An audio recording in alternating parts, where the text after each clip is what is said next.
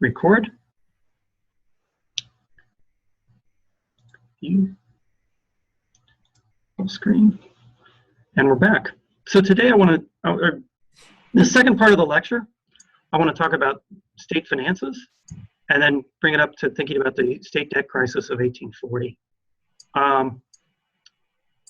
We've been mostly up in this course, we've been talking about the finances of the federal government, but it's worth taking a little time to talk about the state finances. So pre-1790, again, most of the most important sort of governments are the local governments. Those are sort of the key, and it's sort of, we're going to think about the United States as being constructed bottom up. But local governments are the most important. They're largely funded through property taxes. Then the colonial governments are sort of next important. Then they become, of course, the 13 states. The continental government is relatively impotent. I mean, besides for these land ordinances, they aren't able to accomplish much. But it's largely local control is sort of the greatest control, and then the state, and then the continental government is kind of the weakest of them all. In 1789, however, power does get transferred to the federal government, and along with that power, power gets transferred largely because revenue gets transferred from the state governments to the federal governments. There's relatively little impact. That doesn't, of course, impact local governments because the transfer with the Constitution is from the state level to the federal level. Now, actually, after 1790, the states are in quite good financial shape. They've had their debts. All of their debts have been wiped out. They've all been assumed, not by wiped out. That's the incorrect word. They've been assumed by the federal government. So now they're debt free. The 1790s they're debt free, and actually many of them actually received payment in federal stocks. So the government actually owned federal bonds in which they received interest payments, and that was part of a revenue stream. Secondly, Hamilton also encouraged these states to charter banks, and in which case they were able to raise revenue from these bank charters. And then they also were able to sell public lands. So the states acquired title to all lands within their borders. One of the first things they did was they sold properties that they had confiscated from the British and other loyalists. And there was actually a pretty active market in these properties. So they sold some lands and they got some revenue. They were in such good financial shape that several states actually eliminated property taxes. They reduced their tax burden. New York, Pennsylvania, Maryland, and New Hampshire all eliminated the property tax. Of course, any new states that entered, and new states did begin to enter, had very little income from federal securities. They had and the land revenue. Of course, they don't. In the new states, the land revenue went to the federal government, not to the new states. Whereas the existing states got the land that was within their borders. The newly created states, the land revenue went to the federal government. And so they had to be much more heavily reliant on property taxes. Now, of course, after the War of 1812, as we discussed, states began to borrow money to finance various internal improvements. New York financed the Erie Canal with a set of bonds. Pennsylvania, with their canals, they financed bonds, the Chesapeake and Ohio Canal. There was also a set of banks. Largely in the South, they borrowed money in order to charter new banks. And the sort of idea, the sort of going sort of justification for these bonds was that these bonds, these projects that the bonds would be self-financing, that there was no need to raise taxes along with these new bond issues because these projects would generate enough revenue. And it would also not only generate enough revenue in and of themselves, they'd generate enough economic growth that tax revenues would increase enough to cover the interest payments and to pay these bonds back. So there was never, most of these, when they issued these new bonds, no new taxes were raised with these bond issues. They were simply, they issued the bonds and they said, we're going to use the bonds to finance these projects. And there's no need to raise taxes along with these bonds. So it's not, when we think about Gallatin tax smoothing, when you issue new debt, you've also got to raise taxes by the interest payments on that debt. They don't do that. They don't follow the Gallatin tax smoothing rule. They issue the bonds, but there's no corresponding tax increase in there. Now, during this period, between the War of 1812 and the 1840s, the U.S. states are going to borrow more than $200 million, selling long-term bonds in domestic and international financial markets to finance transportation projects and banks. And what's interesting is that federal debt is going to be steadily declining in this period, and federal debt's going to actually get extinguished by the 1830s. So if you think about the federal debt is steadily declining during the 1820s and 1830s, whereas state debts are growing quite dramatically during the 1820s and 1830s. I'm going to show you a couple of tables from Bill English. Here's his paper. And so if you think about, here are the debts of state debts in September of 1841, broken down by state. You'll see some states like Connecticut and Delaware have no state debt. And you can see there were a lot more by 1840. There's a lot more than 13 states, but you can see the financing of the canals. So in terms of these transportation projects, there's the C&O Canal, there's the Erie Canal, there's the C&O Canal, Ohio there, and there's the Pennsylvania canals. So these large financing projects to finance these canals require a considerable amount of debt.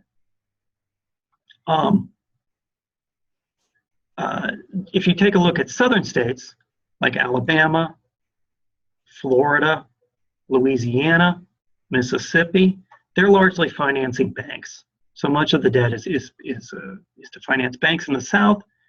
Up in the north, it's largely to finance canals and roads on there. But when you total this all up, you get up over about $200 million in debt, in total state debts. Now, state bonds are extremely popular with European investors. So in Pennsylvania, in 1842, Pennsylvania had a par value of outstanding of $34.5 million in debt. Over 20 million of that was held in England. Another 1.8 million was held in Holland, and France had another $500,000. And so buyers were convinced that these sort of underlying infrastructure projects were self-financing. But the state bonds sales benefited also from the hard-earned sort of good reputation of the federal government. And in particular, one thing to keep in mind is that during the War of 1812,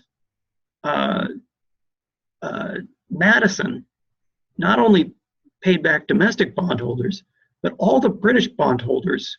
The federal government never missed a payment to British creditors during the War of 1812.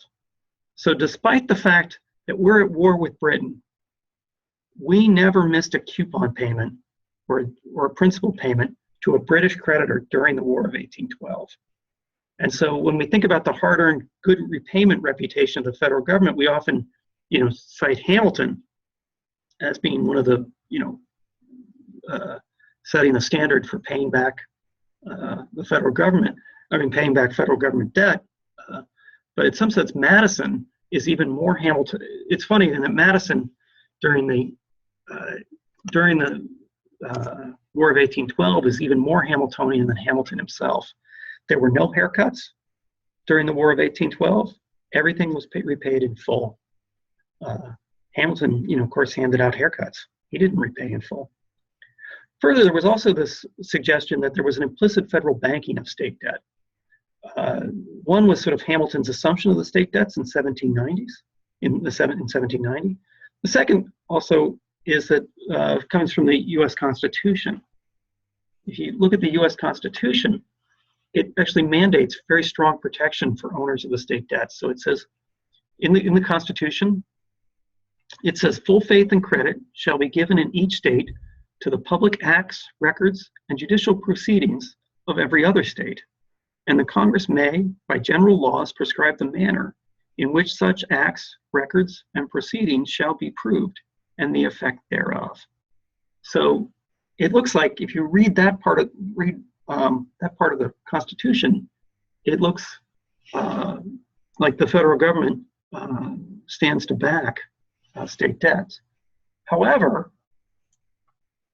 the 11th Amendment of the Constitution, which gets ratified in 1793, says that the judicial power of the United States shall not be construed to extend to any suit in law or equity commenced or prosecuted against one of the United States by citizens of another state or by citizens or subjects of any foreign state.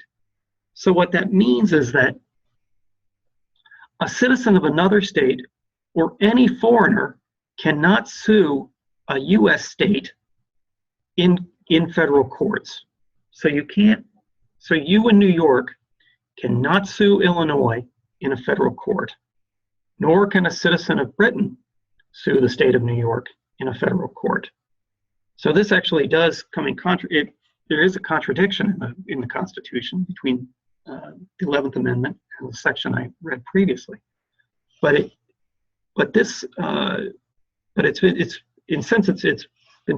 been defended that in Supreme Court rulings that you cannot sue, a citizen of one state cannot sue another state in a federal court.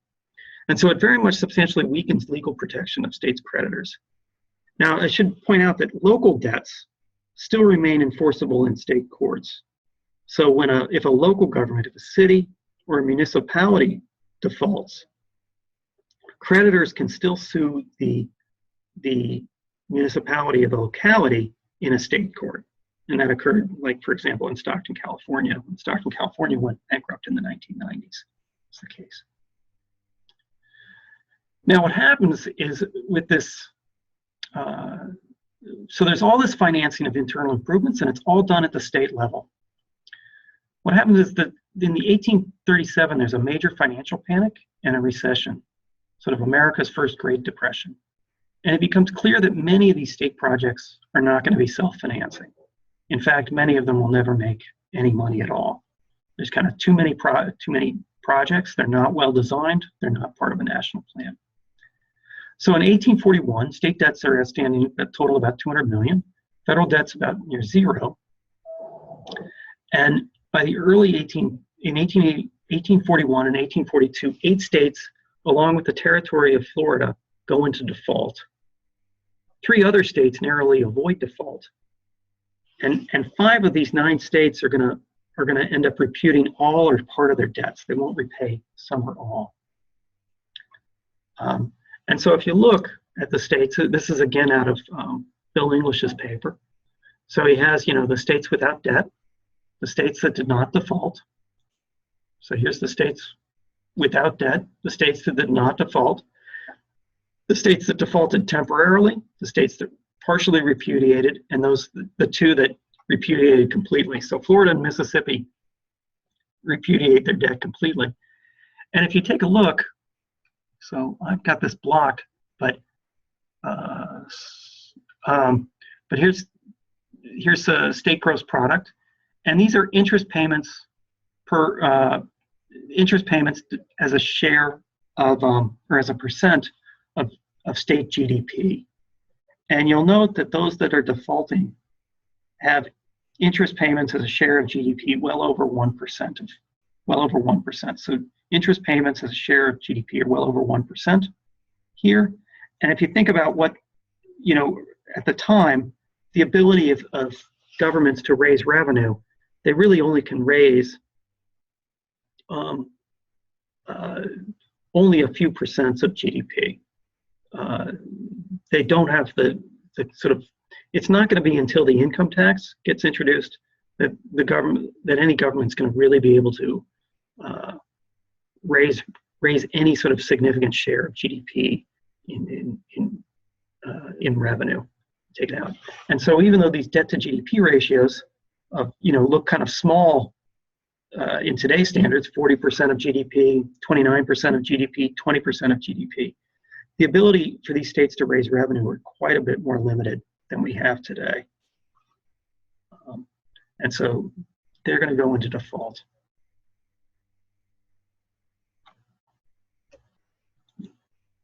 Oops, hold on. Let me clear this. Now, some of these banks, this is a nice summary again out of Bill English's paper about which sort of how these things got resolved. But let's talk. Let me skip this for now. We'll come back to that. Now, one of the fun things about this crisis is you find that many of the people who were owed money were quite literary. So one of the persons who owned quite a bit of Pennsylvania state bonds was the poet William Wordsworth, and he was so angry he wrote a poem criticizing the Pennsylvania state government and those in it. I won't read this one. I'll let you read this one. I'll read something else. Here's another one that's kind of funny. I think it's kind of funny. I'll circulate this. Here's a British newspaper, and they come up with new words for for Yankee Doodle, the song Yankee Doodle. So here it says Yankee Doodle borrows cash, Yankee Doodle spends it, and then he snaps his fingers at the jolly flat who lends it. Ask him when he means to pay, he'll shew no hesitation, but says he'll take the shortest way, and that's repudiation. And then it goes on. I'll send this to you. Yankee vows that every state is free and independent, and if they paid each other's debts, there'd never be an end of it. They'll keep distinct till settling comes, and then throughout the nation, they'll all become United States to preach repudiation. So, nice little, the Brits had some fun with all of this. Also, I'll send that one around to you.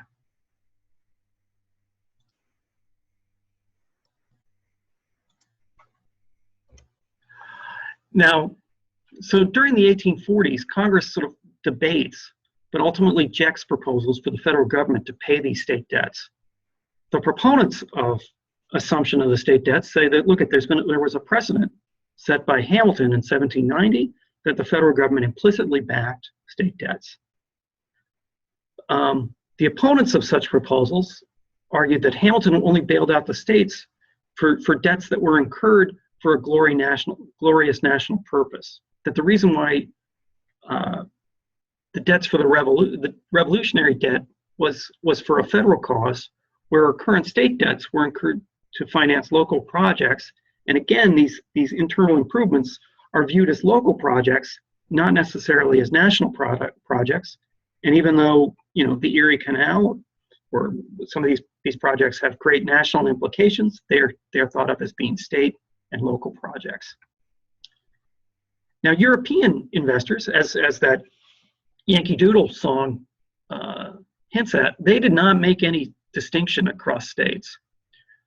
This man, Joshua Bates, who worked at Barings Bank and was one of the guys in charge of selling U.S. debt abroad in Europe on behalf of Barings, writes in October of 1841, at a distance, people do not see the local differences and argue that as Mississippi may repudiate her debt, so may Massachusetts. And so the credit of all the states and that of the United States is involved in one common ruin. And so consequently, it became very difficult for even non-defaulting states to borrow. But 2 months later, in December, Joshua Bates, again wrote that British investors, in their anguish, are crying out against all American stocks, and we shall never be able to sell anymore. And so borrowing costs for non-defaulting states rise as well. I don't have data on the yields for individual states. I need to get that plotted. I need to create that graph and plot that. But here's a graph put together by Wallace at Kim and Wallace, where they show state bond yields, and they've averaged across all states. It'd be nice to kind of split this out by different states. But you can see how bond yields spike for all states. This is an average, both in New York and in London during the 1840s, and then you can see that they stopped selling these things in London as well. So you see these spikes in bond yields. They go from essentially 6%, just thinking again about this premium, that we see in the Alejandro model, goes from 6% to 20%. There's your default premium. Pretty quite dramatic there.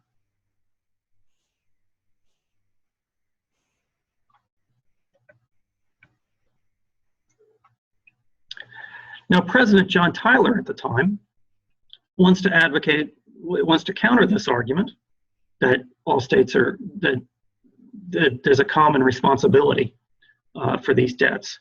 So in his annual message to Congress, what we would now call the State of the Union, this is in December of 1841, the same time that these letters are getting written by Joshua Bates, John Tyler states, "Nor can I have failed to advert in this connection to the debts of which many of the states of the Union have contracted abroad and under which they continue to labor.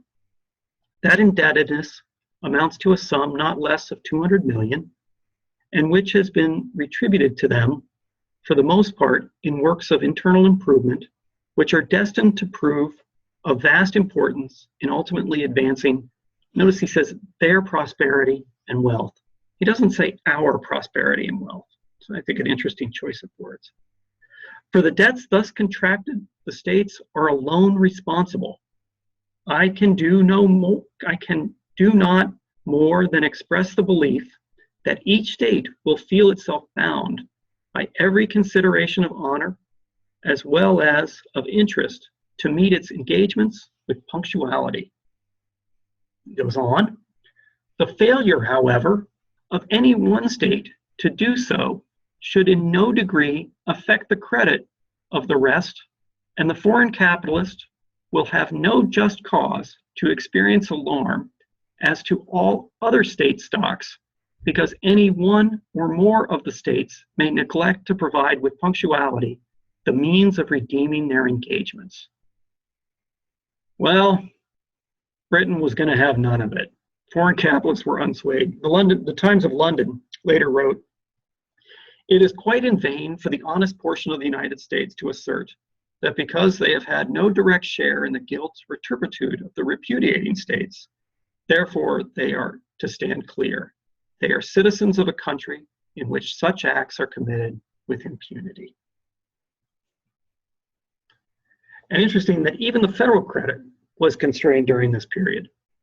In 1842, the federal government tried to sell bonds in Europe. As part of this crisis, there was a federal revenues came up short, and so they needed to cover a deficit.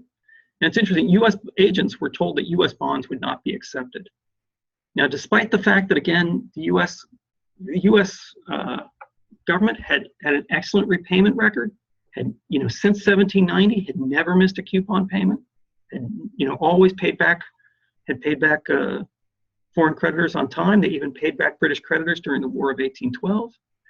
James Rothschild states famously, "You may tell your government that you have seen the man who is the head of the finances of Europe, and that he has told you that you cannot borrow a dollar, not a dollar." And so one question was, and this is sort of interesting, was it really that the U.S. government's reputation was tarnished because of the state government's inability to pay? Were those two really linked? Many argued that this was not the case, that it was leveraged by a cartel of European banks to try to induce the federal government to assume the state debts. That is, and in Europe, and there was some justification for this, European banks were willing to lend money to the federal government if the funds were used to pay state debts. And so the argument was that basically they were going to they were going to refuse to lend to the federal government until the federal government bailed out the states, trying to use that as leverage to induce it. So it's a question about whether it was reputation or whether this was some sort of strong arming method to take. Now, as Tom's pointed out, federal crises often lead to a rewriting of the rules, and you see a rewriting of the rules. Now several states are going to resume payments, and the way this crisis is going to get resolved is basically Repayments are going to get resumed for most states. 2 are going to remain in default. So Pennsylvania resumes payments in February of 1845, Illinois in 46, Indiana in 47, and Maryland in 45.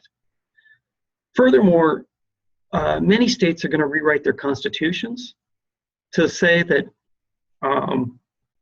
that if one is that they're going to create balanced budget amendments. They're going to split their budgets into 2 parts. One is for ordinary expenditures, or sort of an ordinary expenditures and some day-to-day expenditures, and their states are going to require a balanced budget to do that, and today every state constitution except for Vermont's the lone state that doesn't require an annual balanced budget for sort of ordinary expenditures. So there's no real skeleton tax moving. Now in order to carry out infrastructure projects, state governments can borrow. They can borrow on infrastructure, but in many of these states also, as part of these amendments, these budget amendments, they require that taxes must also go up in order to finance this debt. That you can't raise bonds without raising corresponding taxes as well. And furthermore, many states then reinstituted property taxes. Actually, it's interesting that even states that did not default, many of them raised taxes and reinstituted the property tax, even though they didn't default. And this idea of sort of self-funding infrastructure projects was lost for good. And many of these, as gets pointed out, and actually in this article that I sent around by Alistair Roberts, these rules, these balanced budget rules that we have at the state level, and these funding rules are still with us today. It's a legacy we still have today. That states must balance their budgets, and if they can borrow to finance infrastructure, but if so, they have to raise taxes to do it as well. I'm going to switch topics. We've still got another 30 minutes or so, or 25 minutes. So I want to move on to another topic, but let me ask if there's any questions.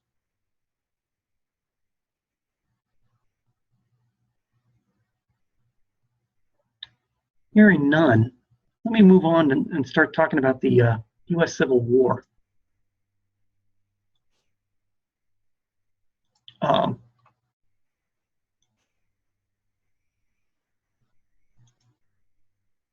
Oops, full screen mode. Okay, so the new topic has to be the Civil War. Here's some basic dates if you're not familiar with the U.S. Civil War. It's a fascinating period. It seems like every month there's a new book out written on the Civil War. It's something that the United States is still wrestling with. When we think about, are we a single nation, or are we, are we a collection of things that are, or are we some, skin graph of 2 very different nations? So that's been a topic of discussion this past week. One thing that's sort of interesting is that sort of after the state debt crisis of the early 1840s, once it got resolved, there's a rather calm period from a fiscal standpoint for the next 15 years. It's actually quite calm. There's relatively steady GDP growth. There's relatively low government debt. And most of the political debates are going to center around slavery. Now, it's also a period in which the U.S. doubles in size, which is quite remarkable. In 1845, there's going to be Texas is going to be annexed. The Oregon Country in 1846. In 1848, the Mexican secession, and we're going to have the Mexican War, which will require a small amount of debt.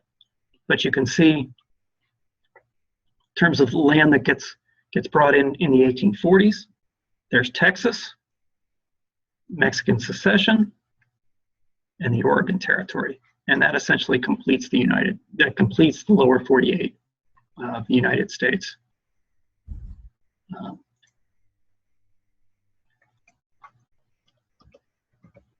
Now you can see that expenditures and revenues. This is the Mexican War. There's a spike, but expenditures remain relatively small. We're talking well under 2.5% of GDP. Revenues remain relatively robust as tariff revenue remains strong. It's again the main source of revenue. I will point out there's a collapse in revenue here in 1858, which we'll talk about in just a second. But in general, the U.S. is in pretty good fiscal shape under this period. In terms of deficits, gross and primary deficits, there's not much of a difference between the gross and primary deficit because there's very little debt during this period. You'll see a spike during the Polk administration in the mid-1840s as we fight the Mexican War. It's a rather short war. It's relatively inexpensive to finance. It requires a small deficit of 1% of GDP, but it's relatively small.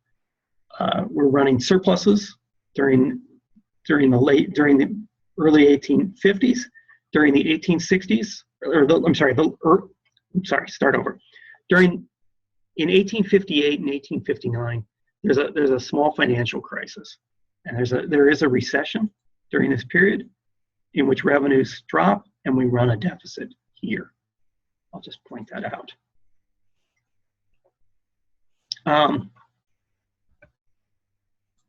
Yeah, as you can see, again, most of the revenue from this is from customs revenue. It makes up the bulk of revenue during this period. And if we look at expenditures, there's kind of a mix. There's a little, you can see the spike up here in military expenditures during the Mexican War.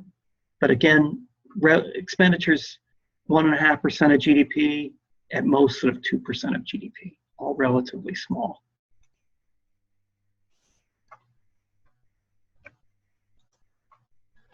So if we think about America in the 1850s, sort of 1 in 5 Americans live in cities.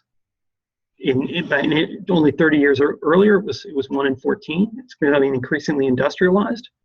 There's 6 cities with over 100,000 people in them. 5 of those cities are going to be in the north. There's 30,000 miles in railroad tracks. Most are running east-west across that Allegheny, the mountains. Most are going to be in the north, where those internal improvements were done. You want to think like the Pennsylvania Railroad and things like that. In the 1850s, there's 5 million new immigrants. We've got 31 million people in 39 states. 22 million are going to be in the north. Remember, 5 of those million are going to be new immigrants. It's really quite amazing. Nearly a fourth of all people are going to be new immigrants. There's going to be 9 million people in the south.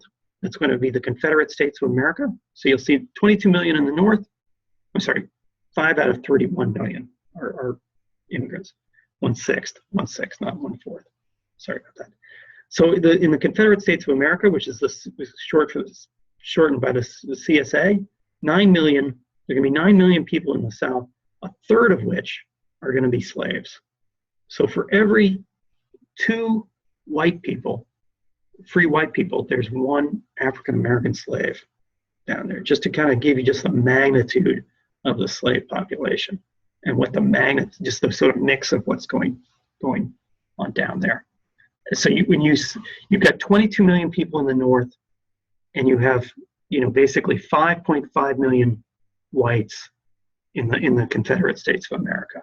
They're going to go to war together, go to war with each other. Now, in the 1850s, late 1850s, President James Buchanan is president. He's a Pennsylvania. He's considered a doughface, and what doughface means is he's a northerner with southern sympathies. He very much buys into sort of the Jeffersonian agrarian views and believes that the government sort of either could not or should not do anything in response to this banking panic of 1857 or to do with any of the secession of the southern states that occur. And when the secessionist government do seize federal property within their states, he does nothing. He says, I'm powerless to do anything. So there he is. There's James Buchanan. Let me note that under his presidency, you really do see a sharp drop in expenditures later on, and they start running some fairly significant budget deficits. Actually, one thing I should point out, I should have on the dates. I skipped over things. Let me just make sure. If many of you aren't familiar with the dates on the on the start of the basic timeline of the Civil War. Let me talk about that.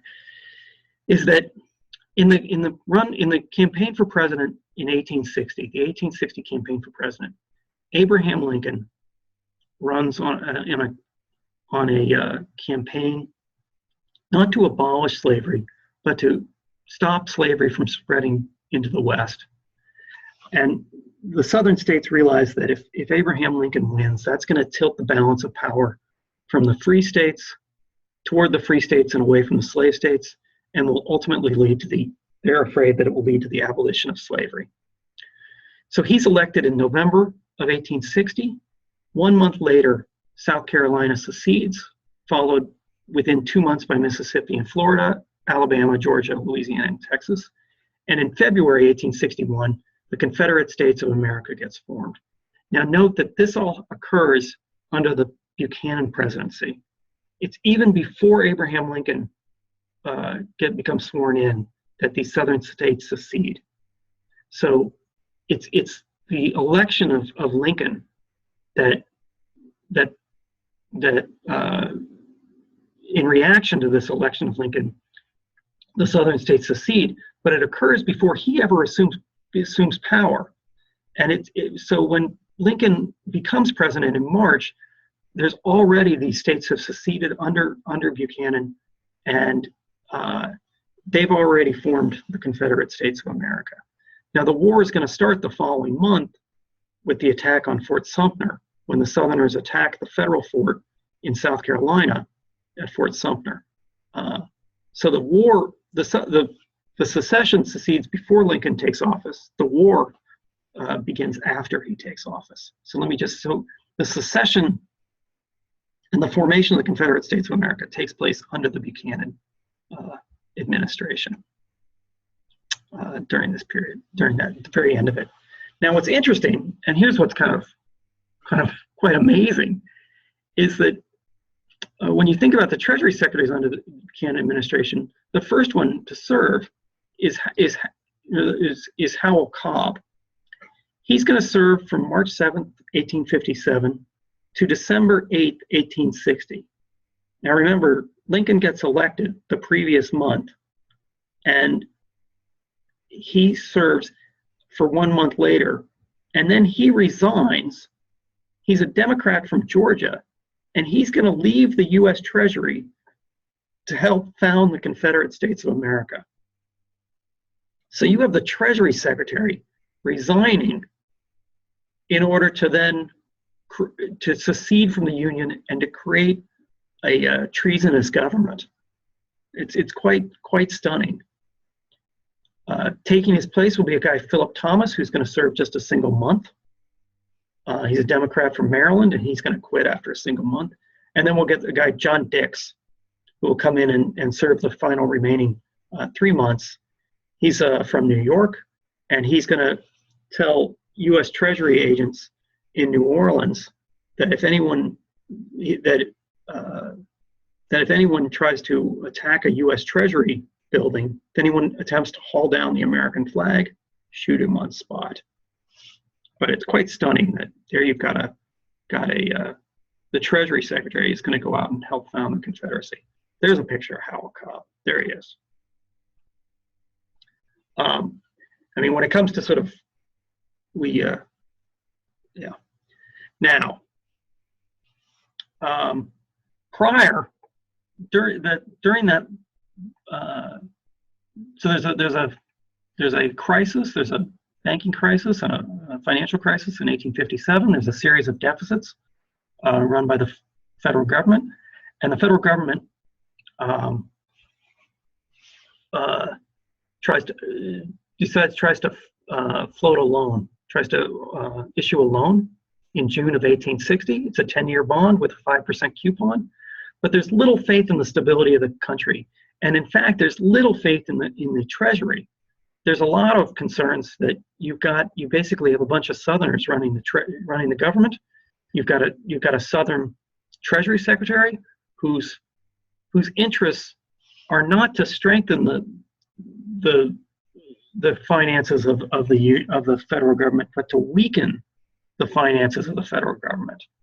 What lenders are worried about is that there's a threat of secession by Southern states. They take a look at Howell Cobb.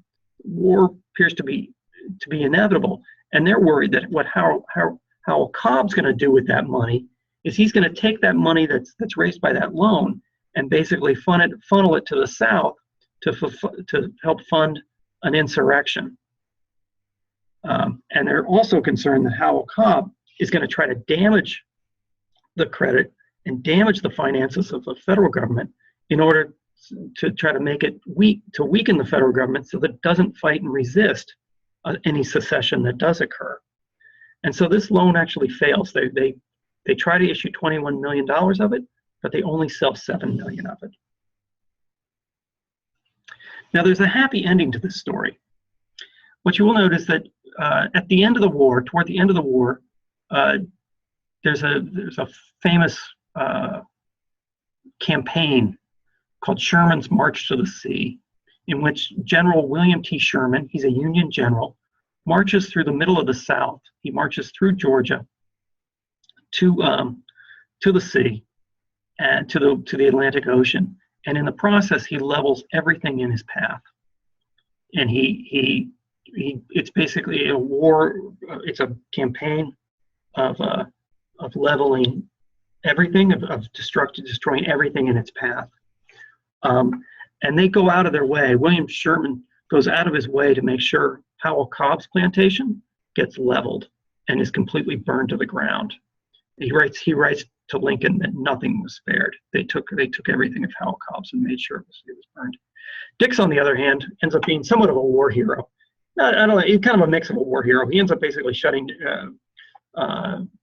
squashing a bunch of riots in New York City, anti-war riots in New York City. But Fort Dix, which is still in operation today, it's an Army fort.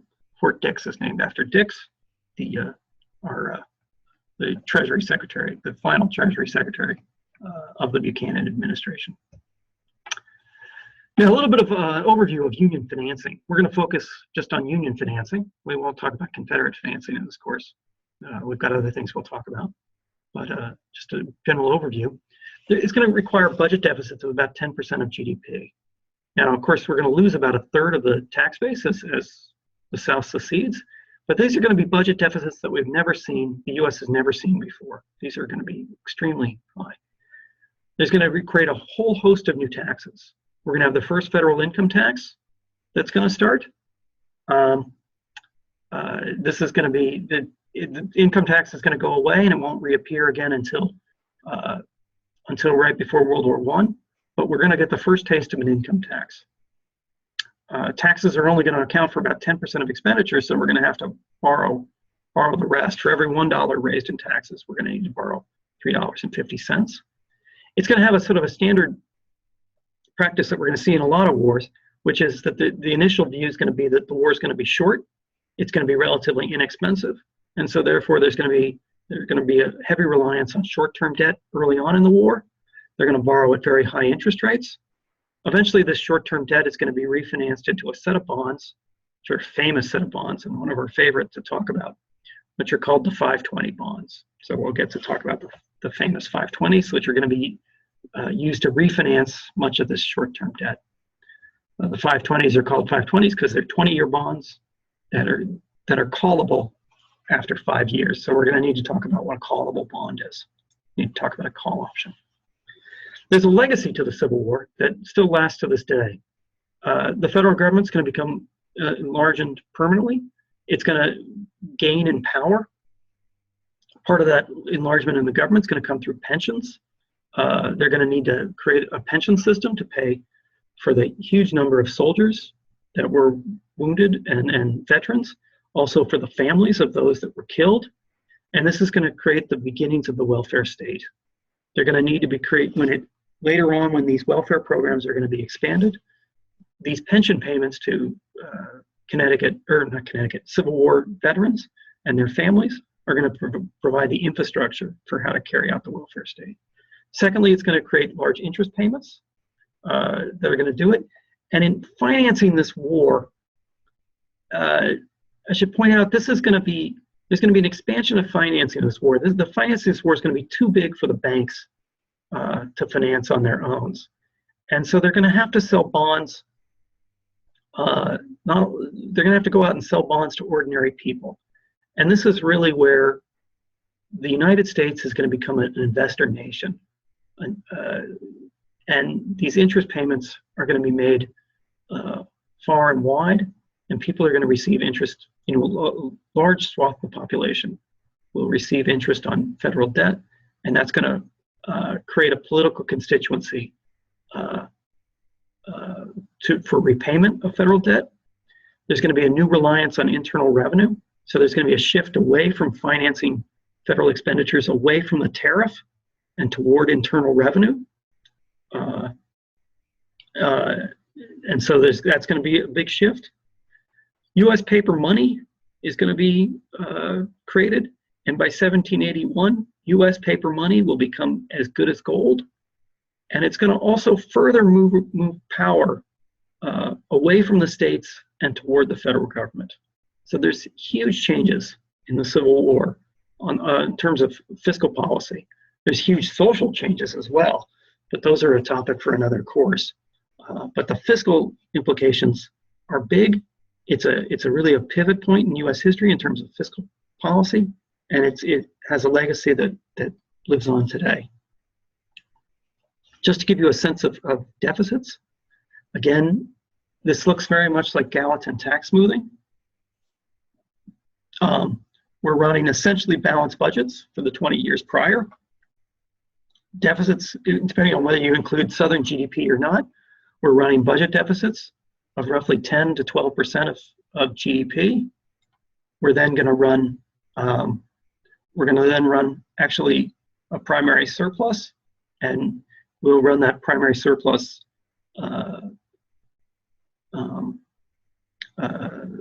for another 35, 40 years until the debt to GDP ratio is brought down considerably, and then we'll go back to running a budget, a balanced budget.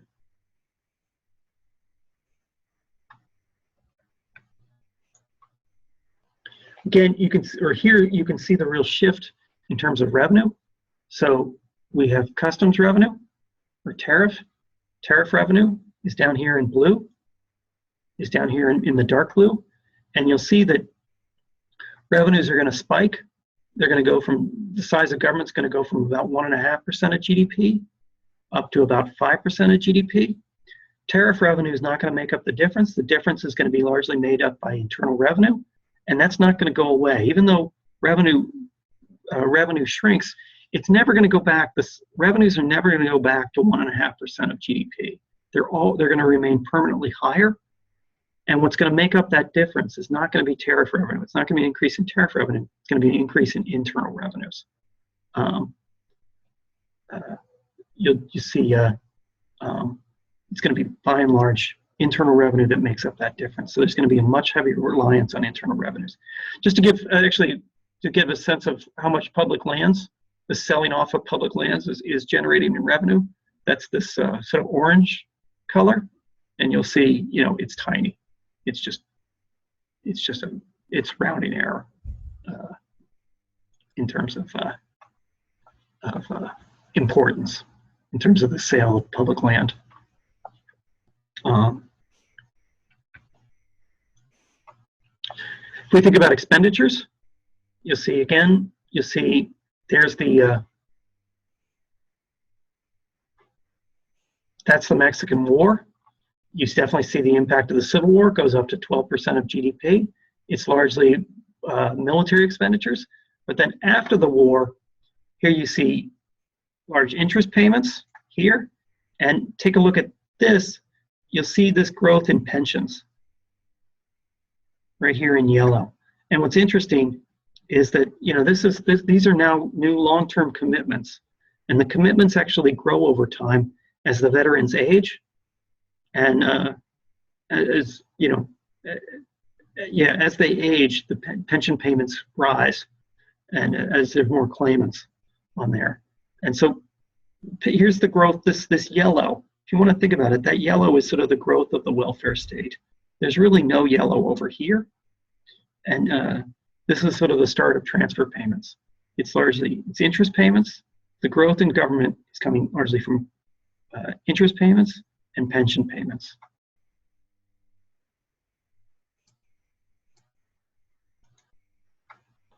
So if we want to think about the fiscal situation, when Lincoln takes office, he takes office in March 4th of 1861. Solomon P. Chase is appointed the Secretary of the Treasury. He has relatively little experience, financial experience. He's a governor of Ohio. He's largely a political opponent. In sort of Lincoln's tradition, Lincoln took his political rivals and put them in the cabinet. In that way, he could sort of keep a close eye on them. As of March 1861, there was $85 million in debt. Like almost everybody, Lincoln and Chase do not foresee what's going to come, which is a 4-year total war of attrition. But he faces a number of structural challenges. He's got a tax system that primarily relies on customs and land sales, so it's going to be difficult to raise revenue quickly. There's no central bank, and there's some existing debt. But on the plus side, he has an existing treasury and he has a tax structure. The Confederates don't have an existing treasury. They don't have a tax structure. And furthermore, he has some leftover unused bond authorizations. He's got that authorizations from that failed bond of 1860, so he can do some borrowing right away without any new legislation. And that, I think, is where we'll stop. So we have no class next Wednesday. Perhaps what I'll do is I might record something on coupon bonds. Not coupon bonds, I'm sorry, callable bonds, and send something around that you guys can watch on your own time as kind of a bonus lecture. May not even be a full 50 minutes, but you can watch on your own time on coupon bonds. So if there's no questions, or if there are questions, be happy to answer them now. If not,